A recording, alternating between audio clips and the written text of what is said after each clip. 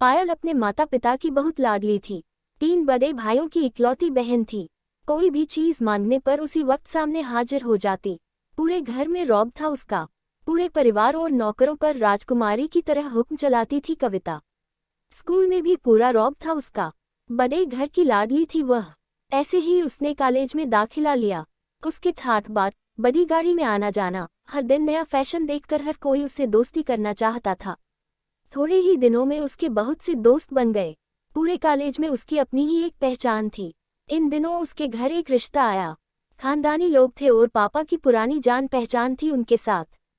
पायल के साथ कोई जबरदस्ती नहीं थी, पर पायल ने फिर भी हाँ कर दी, क्योंकि वह अपने परिवार से बहुत प्यार करती थी। वह जानती थी कि वह लोग उसका अच्छा ही सोचेंगे। लड़के का नाम आलोक था। आलोक काफी पढ़ा लिखा और समझदार लड़का था। ससुराल वाले भी बहुत अच्छे थे। ससुराल में पायल की जगह वैसी ही थी जैसी कि मायके में। कोई भी कार्य पायल की सलाह के बिना नहीं होता था। सबकी लाडली बहू बन गई थी वह। फिर उसके घर एक बेटे का जन्म हुआ। ऋषभ पायल को जान से प्यारा था। पोता पाकर ससुराल वाले तो फूले नहीं समाते थे। पायल कभी कभी सोचती कि उसकी किस्मत कितनी अच्छी है। उसका हर अपना उसे कितना प्यार करता है। चाहे जीवन में कैसा भी समय आए, मेरे अपने हमेशा मेरे साथ हैं। मैं कभी अकेली नहीं हो सकती, कितनी खुशकिस्मत हूँ मैं। पर शायद पायल की खुशियों को उसकी अपनी ही नज़र लग गई थी। एक दिन वह मायके जाने की जिद कर बैठी। आलोक को बहुत काम था, लेकिन वह फिर भी उसे ले गया। रास्ते में उनकी गाड़ी अन्य गाड़ी से टकरा गई। पायल, आलोक और ऋषभ बहुत बुरी तरह से जख्मी हो गए। काफी दिनों के इलाज के बाद आलोक और ऋषभ तो ठीक हो गए, लेकिन पायल पूरी तरह ठीक ना हो सकी। सर पर चोट लगने के कारण वह अपनी आंखों की रोशनी खो बैठी।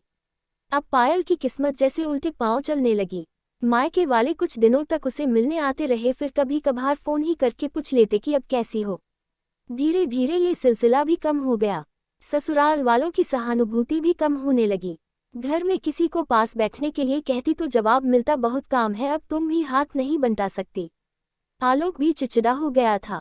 बस ऋषभ ही था उसके साथ, जिसके साथ हंसते खेलते उसका वक्त गुजरता। एक दिन पायल के हाथ से कुछ सामान गिर गया, जिसकी वजह से ऋषभ को हल्की सी चोट लग गई। पायल के सास ससुर ने ऋषभ को उससे अलग कर दिया कि कहीं उसके ना देखने की वजह से बच्चे का कोई नुकसान ना हो जाए। पायल अंदर से टूट चुकी थी। एक दिन उसने सबके सामने मायके जाने की इच्छा रखी तो आलोक उसे तुरंत मायके छोड़ आया, जैसे कि वह भी यही चाहता था।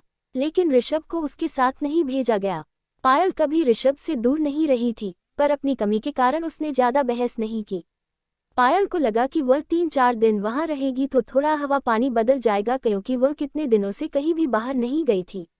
घर वाले भी इतने दिनों बाद उसे देखकर कितने खुश होंगे। पायल के घर पहुंचने पर सब लोग बहुत खुश हुए। खाने में सब कुछ पायल की पसंद का ही बना था। उसने अपने मम्मी पापा और भाई भाभीयों से दिल खोलकर बातें की। उनके छोटे छोटे बच्चे भी बुआ के साथ घुल मिल गए थे। रात को सोने के वक्त जब वह कपड़े बदलने लगी तो उसे पता चला कि उसका बैग तो बहुत भरा हुआ था। वो सब समझ गई। वह बहुत उदास हो गई। कुछ दिनों तक तो सब ठीक रहा, फिर जैसे सब बदलने लगा। सबका व्यवहार बदल रहा था। वह लोग जैसे थक चुके थे उससे।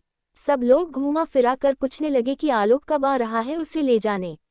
वह बहाना बना देती, जबकि वह जानती थी कि उस घर में अब उसके लिए कोई जगह नहीं। पायल से चलते वक्त कुछ न कुछ नुकसान हो जाता। थोड़ी बहुत टोकाटाकी उसे सुनाई देती, वह टाल देती। एक दिन उसके हाथ से लगकर एक कीमती फूलदान टूट गया। छोटी भाभी ने बहुत हंगामा मचाया।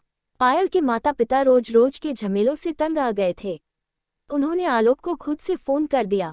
आलोक पायल को अपने घर ले गया। पायल को अपने परिवार वालों से ये उम्मीद न थी। जिस पायल के कहे बिना घर में एक पत्ता भी नहीं हिलता था, उस घर के लिए वह बोझ बन चुकी थी। आलोक के साथ ससुराल आते वक्त वह बहुत खुश थी, क्योंकि वह अपने घर जा रही थी, अपने जिगर के टूटे ऋषभ के पास।